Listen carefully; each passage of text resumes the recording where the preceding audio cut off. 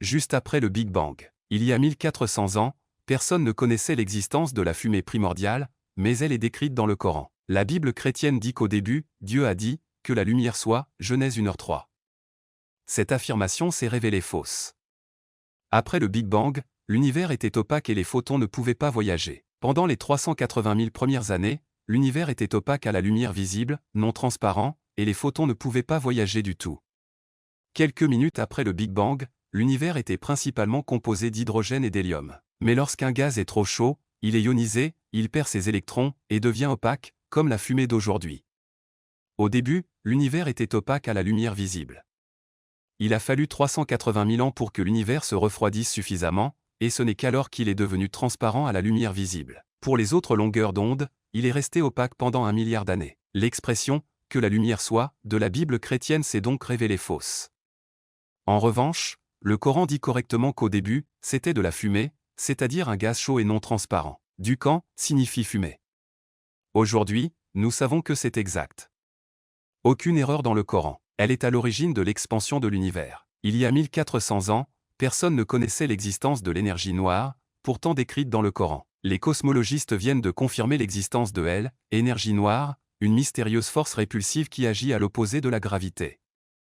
À mesure que la distance augmente, la force gravitationnelle attractive diminue, mais cette mystérieuse force répulsive agit à l'inverse de la gravité. Cette force répulsive éloigne les galaxies les unes des autres, plus la distance est grande, plus la répulsion est importante.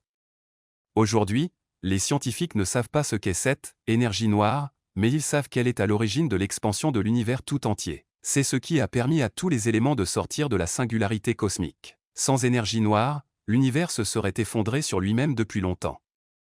Cependant, le Coran décrivait ce phénomène 1400 ans avant qu'il ne soit découvert. Il a élevé les cieux sans piliers que vous puissiez voir, la fonction des piliers étant d'agir à l'opposé de la gravité. Aujourd'hui, nous savons que l'énergie noire agit à l'inverse de la gravité, qu'elle est invisible et qu'elle a empêché l'univers d'imploser. Le Coran dit que sans Allah, l'univers aurait disparu. Allah est le seul à pouvoir empêcher les cieux de disparaître.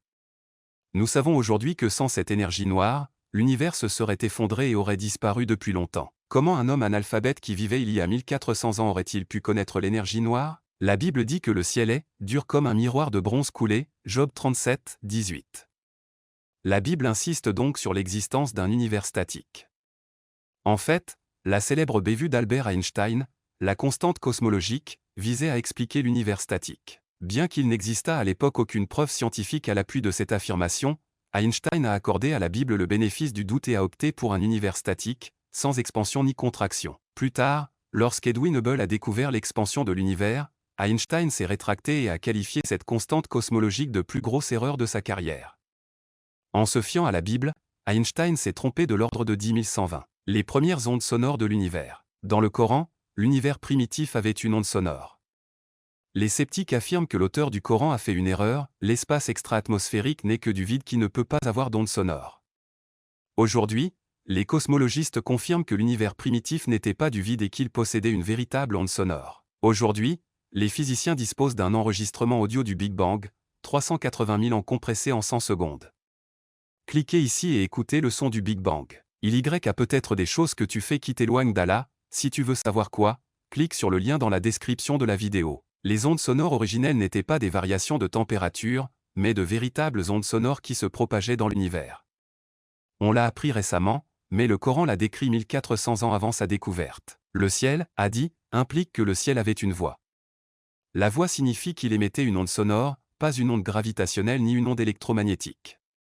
Nous savons aujourd'hui que le ciel a émis une onde sonore qui a duré